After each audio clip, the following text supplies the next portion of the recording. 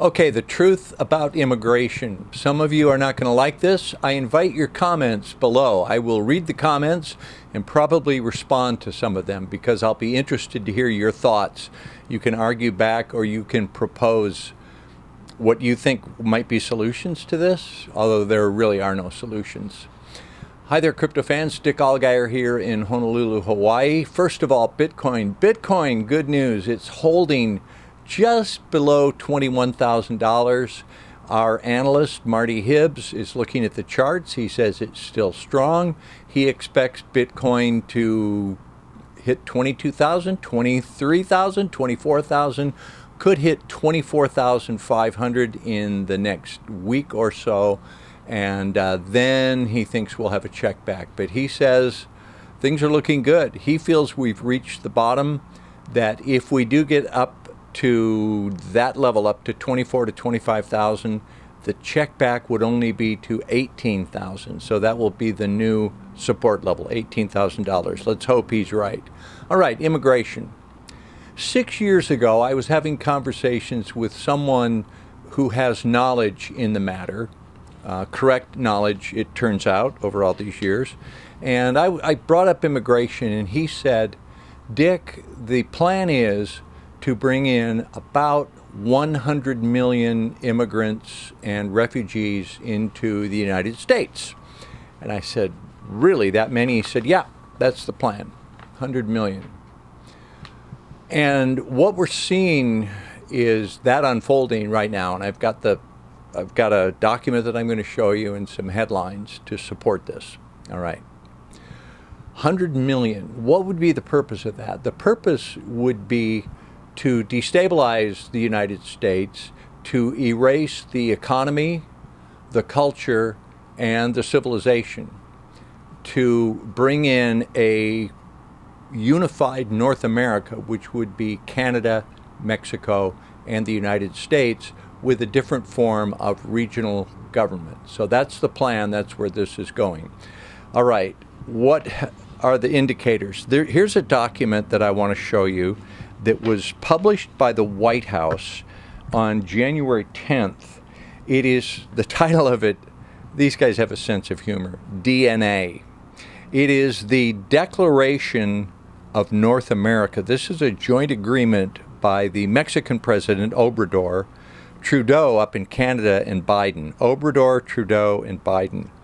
Three mental giants. Let's look at what they said in this agreement. I'm going to quote from it. The commitments made during this summit are rooted in a shared vision for a more equitable, just, inclusive, resilient, secure, and prosperous North America, and a shared responsibility to achieve more equitable outcomes responsive to the needs and aspirations of our citizens. As we work to implement these commitments in the upcoming year, we seek a model of a democratic and sustainable path based on trust to promote inclusive prosperity and security. Mexico, the United States, and Canada look forward to building on this progress. So they're putting it out in public. They're saying it in a joint statement. We are going to DNA, the Declaration of North America. They're declaring the merging of the three nations. Continuing on from the document. The three countries of North America each made ambitious commitments under the Los Angeles Declaration, including working together to advance labor mobility in North America, particularly regarding regular pathways, and have been delivering on these commitments. Okay, listen to those phrases. Labor mobility in North America, particularly regarding regular pathways, and they've been delivering on these commitments. I watched Karine Jean-Pierre about a month ago being questioned about immigration when the mainstream media was finally waking up to the fact that there were hundreds of thousands of people pouring across the so-called border. And someone asked her what Biden was doing about that. And she, for once in her life, actually told the truth. She stood there at the podium and she said, the president is doing what he needs to do. He's doing what needs to be done. yes, he's doing what needs to be done to merge the three countries into the Declaration of North America. And we see that coming out as, here's another headline: first migrants cross into the U.S. from Mexico using a mobile app. So migrants, it's been a little bit cumbersome as the hundreds of thousands of migrants come across into the United States. They've had to go to border agents who no longer keep a border. They used to repel people, arrest people, and turn them back and enforce a border. Now what they do is they greet the immigrants and they process them through, and they put them on buses and they put them on airplanes and they fly them up into the heart of the country. So it's much easier with this app because people can just make an appointment and then come across and go where they need to go, and they don't need to go through the interim step of actually encountering a border agent. So it will allow more to come through as we work to achieve that goal of 100 million refugees and migrants. Here's another headline: Mexican president celebrates 40 million Mexicans in the United States.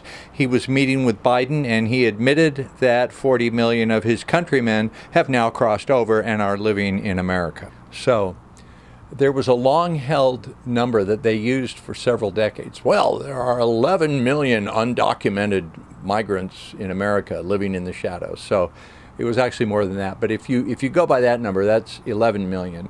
The Mexican president just said there are 40 million Mexicans. So that's halfway to their goal of 100 million. But he was just referring to 40 million Mexicans. We have Haitians, Nicaraguans, Somalis, Venezuelans, Pakistanis, Chinese, Ecuador. I mean, they're just, the world is flushing itself into America. And what you see in Congress and what you see President Trump was trying to do when he was allegedly building a wall, and you see the Republicans trying to stand up for that, and everybody's saying we need to reform our immigration system, we need to build a wall, we need to stop, we need to secure the border. They're not going to secure the border. Everything they do is just theater. It's all theater to keep you complacent. The goal is to bring in 100 million migrants and refugees to destabilize the United States, to merge us into regional government, to erase our economy, to erase our culture, and to erase our civilization. That's just what is happening. I would like to hear your thoughts on what you think you could possibly do about this. Don't just say, well, we're not going to accept this, we're going to stand up. You're going to stand up. What are you going to do? Who are you going to influence? Who are you going to affect? Who are you going to complain to? What concrete steps do you think could possibly be taken by you or anyone else to stop this? This is inevitable. This is a plan that's been in the work for decades and decades. This is being implemented by the people who own the countries. They're the owners of the countries. The people you elect, they don't own it and they don't run it. So I can't wait to hear the comments on this one. I'm going to look at them and respond. But that's the truth of the matter, the truth about immigration, 100 million, and it's, can't you see this is happening? Can't you see that our culture is being torn down, that our financial system is about to go belly up, that the whole civilization is going to be upturned and changed into something different? I'm not saying it's good or bad. Something different is going to emerge from this. All right, I'll read your comments. Aloha.